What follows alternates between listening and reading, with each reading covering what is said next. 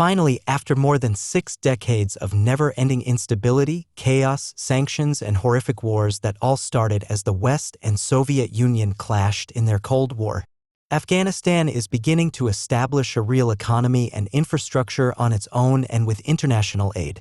For much of the past 5.5 decades, most Afghans were extremely poor, and the country did not even have paved roads, clean drinking water, irrigation networks for farming, electricity, internet industries, and pretty much everything else that most countries around the world had and were developing. Right now, the Afghan government is highly focused on megaprojects that can positively affect the lives of the entire population while creating as many short and long-term jobs with better wages as possible. Because the country's main problem is that everything is available. But more than 60% of households can barely buy food because they are either unemployed or do not make real money. Let's now take a look at some of the top Afghan megaprojects. In 2008, it became apparent that the Afghan capital, Kabul, was crumbling, even though it is perhaps the only decent and developed city in the whole country. The city had a population of 700,000 in the mid-1980s.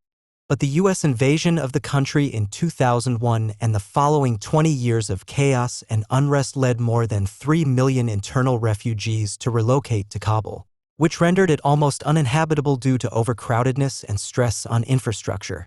Even though the Kabul New City project was launched in 2008 with an estimated cost of $15 billion, it was never implemented. However, the good news is that as of 2023, the Afghan government finalized the blueprint of the new city and began to distribute land to tens of thousands of families. Water, electricity, sewage, and roadworks are under construction, but the funds are low. However, the government signed a deal in August 2023 with the Kawar Construction Company to establish housing and related infrastructure for 3 million people. The 40,000-hectare site of Kabul New City is situated in the northern part of Kabul. The city is being built in the Desabs district and would also include some areas from Shakardara, Karababag, Estelif, and Kalakan districts. Job creation will be huge, with some estimates showing about 1.2 million employment opportunities created both in the public and private sectors. The original design, which might be implemented, was prepared by the French firm Architecture Studio. The framework of this urban megaproject is based on the core principles of sustainable development, including the preservation of natural resources and the supply of drinking water and energy, along with access to education and employment. As people begin moving into the new, advanced, and sustainable city, a rehabilitation project of downtown Kabul will also commence. The Afghan government has also opened the door for foreign private investments in this project via the Independent Board of Kabul New City Development, which is not controlled by the government and sanctions do not apply. The next project has to do with Afghanistan's central location between China, Iran, Pakistan, and Central Asian states. The Kaf-Harith Railway project has been part of a proposed $2 billion nation's railway corridor, which would run through Iran, Afghanistan, Tajikistan, Kyrgyzstan, and China. The total length is 2,000. Railway route runs from Paritz to the Afghan-Tajik border.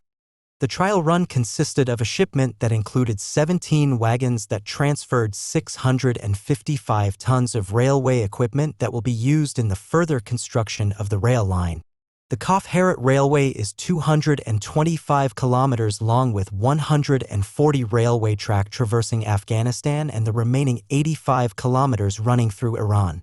Once this railway is completed and linked to other nations that are building their own sections, Afghanistan will benefit as it becomes a goods and commodities transportation hub while also capitalizing on the railway by using it for speedy and safe export of its own products and commodities, which are currently exported exclusively by haul trucks. If you found this as exciting as I did, give us a thumbs up, subscribe, and hit that notification bell to stay updated with more stories of innovation and progress. Thanks for watching, and I will see you in the next video.